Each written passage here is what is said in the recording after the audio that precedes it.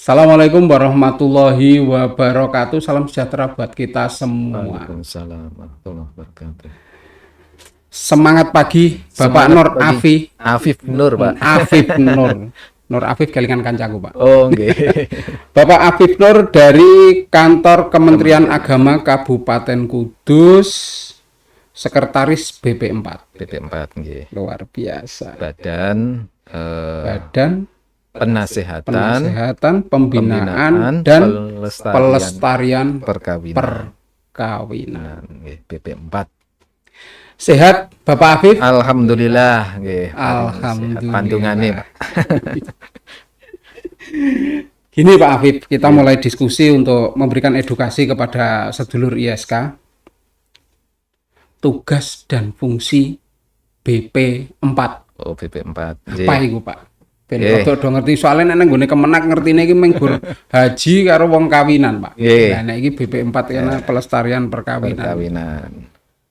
Para pemirsa sekalian yang dimuliakan Allah, jadi di lingkungan kantor Kementerian Agama itu ada lembaga namanya BP4, Badan Penasehatan, Pembinaan, dan Pelestarian Perkawinan.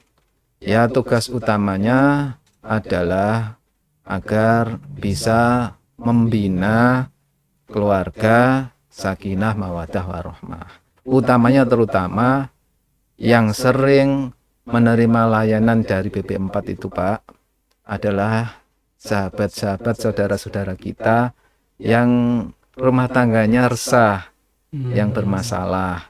Biasanya karena ada konflik dalam keluarga, mereka minta dimediasi ke BP4.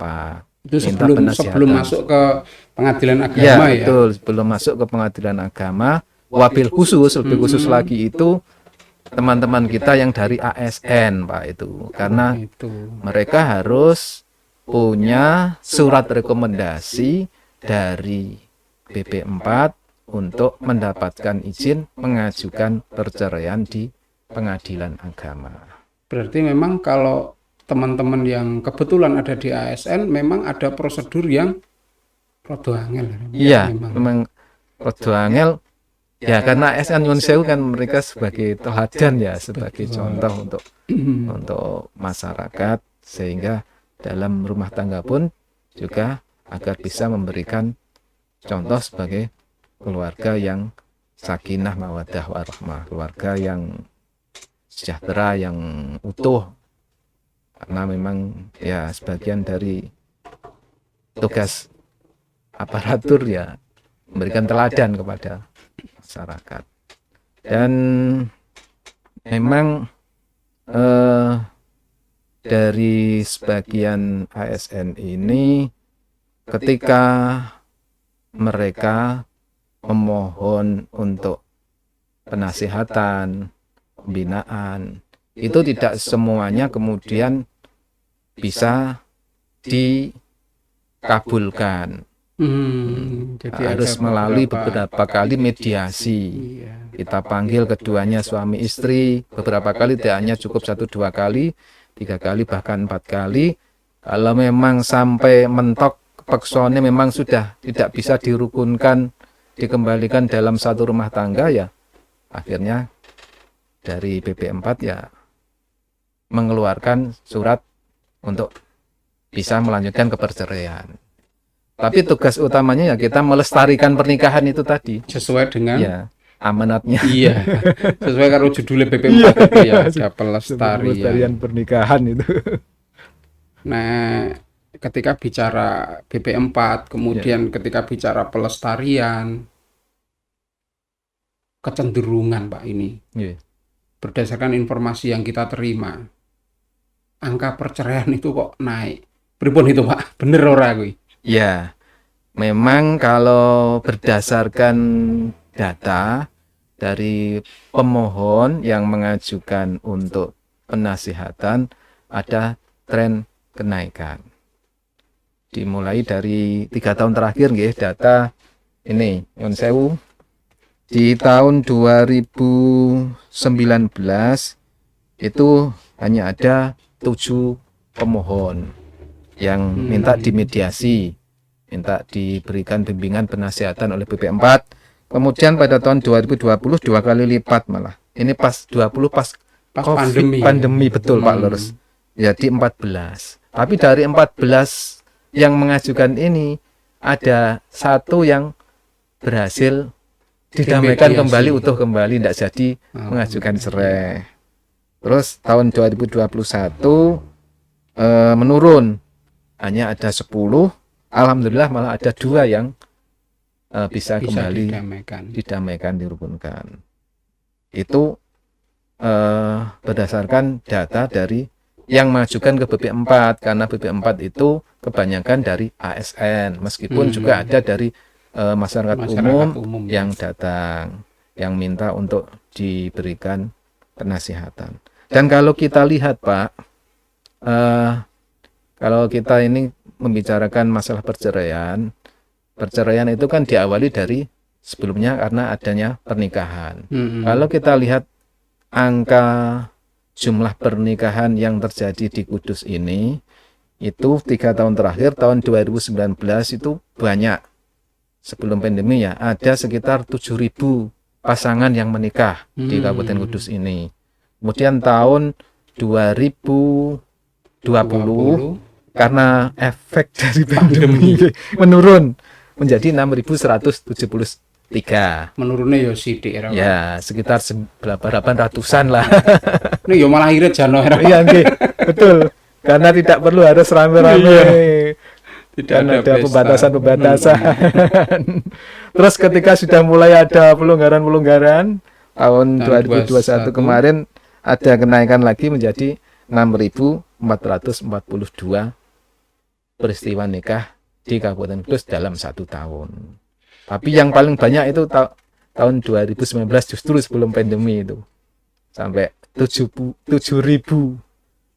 pasang yang menikah di Kabupaten Kudus. Ya, itu kabar gembira. Ternyata pandemi juga berdampak terhadap pernikahan ya. Iya, lumayan juga. Iya. Tapi jano ya malah irit. Tapi nek memaksakan diri untuk tetap menyelenggarakan pesta, ya ono risikone dibubarke. Tentu itu ora kepenak. Nah, dari pernikahan ini terkait nikah dini, Pak. Oh, pernikahan anak di bawah umur. Di bawah umur itu piye maksudnya, Pak? Iya. Batasan umure iki lho. Ya, sing dimaksud dengan di bawah umur sesuai dengan aturan niku piye? Kalau Undang-Undang Perkawinan nomor 1 tahun 74 sebelum direvisi kemarin itu syarat minimal calon pengantin kalau dulu sebelum direvisi ya. Itu yang laki-laki minimal 19 tahun. 19. Kalau yang perempuan 16. Kalau kurang dari itu bisa dilangsungkan pernikahan, tetapi setelah ada rekomendasi dari pengadilan agama. Kemudian dalam perjalanan di UU nomor 1 tahun 74 ini direvisi apa di amandemen ya istilahnya.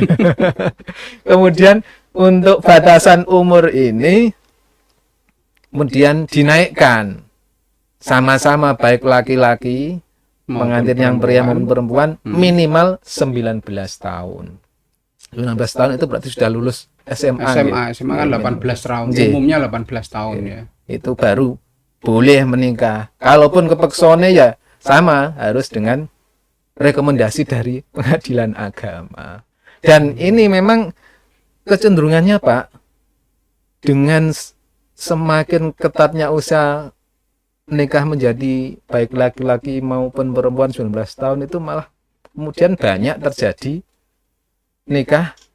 pernikahan dini itu tadi yang Mas Erwin ya, yang Mas Erwin sampaikan tadi ya. Kalau kita lihat statistik itu ya, terakhir tahun 2021 ada sejumlah pernikahan dini, nikah di bawah umur itu 268 yang nikahnya di bawah umur 19 tahun. Jano ki ora di bawah umur, Tapi ketika batasannya dinaikkan jadi 19 tahun, Ya, kemudian dia jadi di bawah umur ya. ya, Sebelumnya kan Undang-Undang Nomor 1 tahun 74 kan untuk wanita 16 ya, tahun. 16 tahun. Kemudian setelah undang-undang itu kemudian dirubah jadi 19 tahun. Sama-sama baik laki-laki maupun perempuan. Sama-sama 19 tahun. Jadi Sehingga 18 tahun tiba jadi di bawah umur ya. iya, harus Pernikahan di bawah umur harus itu. ada dispensasi dari PA, padahal sebelumnya kalau di tahun 2019 itu nikah di bawah umur ada 108 tahun 2019. Dan tahun 2020 menurun jadi 78 setelah berlaku yang harus Undang-undang itu ya harus undang-undang harus 19 tahun. 19 semuanya ya menjadi jumlah 268. 3 kali lipat atau berapa itu malah. 3 kali dari tahun 2020. Nggih, 2019, Pak. Oh ya, 2020. Malah 3 kali lebih nggih. Kalau 70 kali 3 200-an 10 nggih. Iya, Ya. 3 kali lebih. Tentu kalau harus menyertakan surat rekomendasi dari pengadilan agama, di sana ada proses yang harus dilalui tentu ya. Betul, proses harus melalui persidangan dengan mengajukan bukti-bukti saksi, alasannya harus segera dinikahkan apa nanti dari pengadilan yang memutuskan. Nah, itu menarik dan teman-teman yang kira-kira masih di bawah umur ojo keseso. Ya toh? Nggih. Ya minimal selesaikan dulu urusan yang bersifat pribadi, yaitu apa? Kerja. Karena ya untuk menafkahi itu ya Mm-mm. istrinya harus punya. Nah, dari beberapa hal yang telah disampaikan, ini ada satu hal yang juga tidak kalah menarik, yaitu tentang bimbingan perkawinan. Ya. Di BP4 juga ada bimbingan perkawinan ya Pak, Ada di mana itu memberikan semacam pembekalan pembekalan, untuk betul Pak Lores. calon Jadi nggih, mempelai. ketika seorang akan memasuki jenjang pernikahan itu harus memang memiliki bekal, memiliki kesiapan-kesiapan baik menyangkut kesiapan psikologis, kesiapan masalah untuk memasuki rumah tangga dan lainnya. Dan ketika akan memasuki pernikahan itu ada beberapa macam pembekalan yang diberikan, utamanya ketika sudah masuk untuk daftar ya, proses daftar di kantor urusan agama itu biasanya ada ketika sudah persyaratan lengkap kemudian dipanggil ada pemeriksaan calon pengantin. Pemeriksaan calon pengantin baik itu mengenai nanti diperiksa walinya maupun juga ketika pemeriksaan ini diberikan bimbingan perkawinan secara mandiri mengenai kaitan persiapan untuk ketika berumah tangga nantinya, meskipun ya hanya ya Bersifat administratif ya. ya administratif dan tidak begitu lama ya, berbeda dengan binwin yang sudah terjadwal. Dalam ini nyuwun sewu, ada binwin itu untuk mencegah anak-anak yang nikah dini. Di Kemenak di BP4 itu ada bimbingan remaja, bimbingan perkawinan remaja usia sekolah. Itu untuk adik-adik usia kelas 3 SMA, MA, mereka diberikan bimbingan perkawinan remaja usia sekolah agar mereka ya tahu mengenai fikih munakahat, mengenai kesehatan reproduksi biar tidak cepat-cepat nikah. Untuk mengantisipasi. Ada juga bimbingan perkawinan untuk remaja usia nikah. Ini biasanya buat adik-adik, saudara-saudara, teman-teman, sahabat-sahabat yang sudah kuliah, mbak-mbak, mas-mas yang sudah kuliah itu kan ya masih dalam mencari ilmu, atau dari pondok, santri-santri, itu juga ada di Kemenak program seperti itu, bimbingan perkawinan remaja usia nikah. yang di atas yang usia sekolah tadi 19 umurnya. tahun ya, 18 ke atas ya. Ya, Di 18 atas ke atas. lulusan SMA. Ya, sebelum lulus, sebelum wisuda S1 kurang lebihnya. Kemudian yang terakhir khusus untuk bimbingan perkawinan calon pengantin. Nah, ini calon pengantin juga diberikan pembekalan baik yang secara mandiri lewat ketika pemeriksaan pada pendaftaran, pada saat pendaftaran nikah, diperiksa walinya, ditanya-tanya ini benar-benarnya apa tidak, juga diberikan pembekalan kesiapan dari calon pengantin ini, penghulunya biasanya penghulu, kepala KUA atau penyuluh agama yang memberikan bimbingan secara mandiri. Dan yang lebih luas lagi, bimbingan perkawinan calon pengantin yang dahulu itu diprogramkan sebelum pandemi, bahkan sampai beberapa minggu ya, yang sudah berjalan itu 18 jam pelajaran. 16 jam Itu pelajaran. kursus ya? Ya, semacam kursus. Kursus 2 hari. Ya, materinya banyak, cuman ya tidak semua bisa mengikuti karena berbagai alasan, Pak.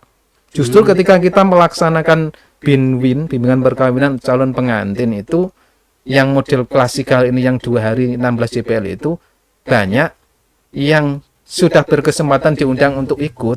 Itu sebetulnya kehormatan bagi mereka. Malah kadangkala tidak bisa hadir secara maksimal. Maksudnya tidak bisa 2 hari secara penuh karena alasan izin. Izin dari pekerjaan dari pabriknya yang agak sulit, eman kadang. Atau juga kadang suami istrinya itu kan calon ya. Itu harus datang berdua ya? Iya, ya? berdua. Kadang cuma yang hadir 1 tok. Itu padahal tidak semua calon pengantin yang 1 tahun dalam jumlah 6 ribuan itu ya diundang semua. Sekitar dalam 1 tahun kita hanya bisa mampu itu sekitar ya 10%-nya 700-an calon pengantin. Tapi dari yang 700 yang diberikan kesempatan untuk mengikuti bimbingan perkawinan calon pengantin ini kadangkala tidak bisa memaksimalkan diri untuk mengikuti karena yaitu tadi iya alasan izin kerjanya yang agak sulit, kadang istri atau suaminya calonnya itu di luar kota, sehingga tidak bisa hadir, ataupun kalau bisa hadir cuma 1 hari. Dan mereka setelah itu nanti diberikan sertifikat, diberikan piagam bukti sudah mengikuti bimbingan perkawinan calon pengantin, dilampirkan untuk persyaratan dalam pernikahannya. Itu. Ya iku wis melu ngono sertifikat malah cerai. Nah itu tujuannya kita memang untuk ya itu tadi Pak, kembali lagi Mas Erwin ya, untuk menurunkan angka perceraian kita berikan pembekalan lewat bimbingan perkawinan itu. Lah karena itu ya tolong untuk adik-adik, sahabat-sahabat yang kebetulan kalau mau nikah itu kemudian kok punya delalah diberikan kesempatan kehormatan untuk ikut bimbingan perkawinan calon pengantin yang 2 hari itu 16 JPL, ya ikuti saja. Sebaik-baiknya dimanfaatkan, nanti juga ada diberikan nyun sewu konsumsinya, diberikan sertifikat, narasumbernya juga narasumber yang sudah terpintek, baik itu dari Kementerian Agama, dari LKKNU, dari Kesehatan, dari PLKB. Jadi semua dilibatkan di situ ya. Terutama sekarang ini adalah programnya untuk menurunkan ini Pak, angka stunting. Itu malah justru 3 bulan sebelum menikah harus sudah daftar untuk menurunkan angka stunting. Kalau dulu kan enggak harus sampai 3 bulan, kan cukup ketika pemeriksaan itu di samping pemeriksaan di kantor urusan agama juga periksa kesehatan di puskesmas.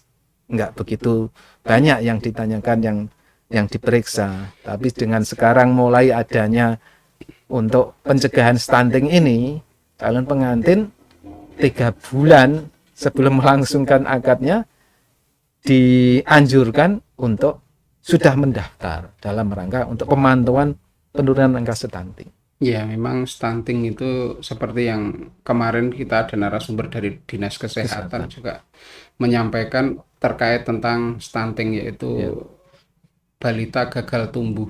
Betul. Nah, itu sing gagal tumbuh fisik itu jeh rapopo, tapi nek gagal tumbuh juga otaknya ikut Iya. tambah masalah lagi, karena di tahun 2024 ke depan kan yang hamil saat ini kan menjadi Indonesia emas ya. Indonesia Mas, Jadi betul. memang benar untuk sangat disiapkan sehingga Iya. pemerintah sangat konsen. Bahkan ternyata dari Departemen Agama juga turut mensupport tentang Mensupport. itu. Ya, dimulai dari ketika akan melahirkan anak, ya ketika sudah proses mau daftar nikah, sudah dipantau agar jangan sampai nanti melahirkan yang jadi stunting itu tadi. Sehingga 3 bulan sebelum nikah sudah diukur dengan berbagai ukuran yang berkaitan untuk pencegahan stunting itu. Calon Calon ibu, bahkan kemarin ketika memang ada sakit pada orang tua atau calon orang tua, sebaiknya disembuhkan dulu dan jangan hamil dulu dan seterusnya. Ini demi kebaikan semuanya dan untuk mengantisipasi adanya gagal tumbuh itu atau stunting. Baik Pak Afif, Iya. ini luar biasa, sebuah edukasi yang luar biasa. Sedikit saya ambil kesimpulan bahwa dari BP4 Kementerian Agama hari ini kita teredukasi berkenaan dengan beberapa hal yang diantaranya ternyata jumlah perceraian itu juga mengalami peningkatan dan itu yang sangat menyedihkan. Namun semoga ke depan sudah bisa diturunkan dengan keberadaan edukasi-edukasi atau bimbingan perkawinan sehingga mampu memberikan sebuah jalan keluar terbaik buat semuanya. Ya. Mungkin ada pesan Pak Afif yang terakhir? Ya, terima kasih. Jadi kebanyakan yang mengajukan untuk menggugat cerai itu ada beberapa faktor, Pak. Satu, yang paling tinggi karena faktor ekonomi. Karena suaminya punya hutang yang banyak, ya. Atau karena mungkin tidak terbuka gajinya ya, kadang kan suami istri kerja semua, uangnya dipegang dewi-dewi. Kadangkala istrinya tidak dikasih tahu bulanannya itu gajinya masih berapa. Itu faktor ekonomi. Paling banyak yang mengajukan Memang faktor itu ekonomi faktor ya. ekonomi. Kemudian juga karena faktor adanya orang ketiga, Pak. Karena tidak adanya perselingkuhan, menyalahgunakan kepercayaan dari pasangannya. Nah, ini harus hati-hati kita pegang teguh sejak untuk setia ya. Terus yang terakhir karena faktor komunikasi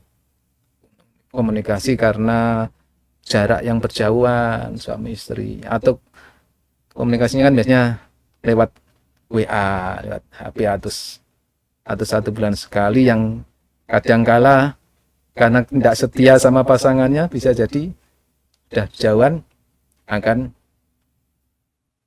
menimbulkan yaitu tadi. Kemudian adanya perselisihan, mengajukan permohonan perceraian. Intinya kita ya kembali sebagaimana amanah dari BP4, kita memberikan pembinaan. Jadi terutamanya pembinaan yang telah kita lakukan untuk calon pengantin ya lewat bimbingan perkawinan. Untuk yang sudah menikah, kita adakan bimbingan keluarga sakinah agar keluarganya tetap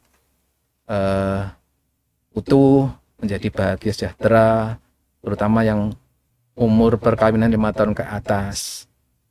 Ya, itu kuncinya memang ya harus kita untuk selalu percaya kepada pasangan kita, kemudian taat dalam menjalankan agama dan terbuka.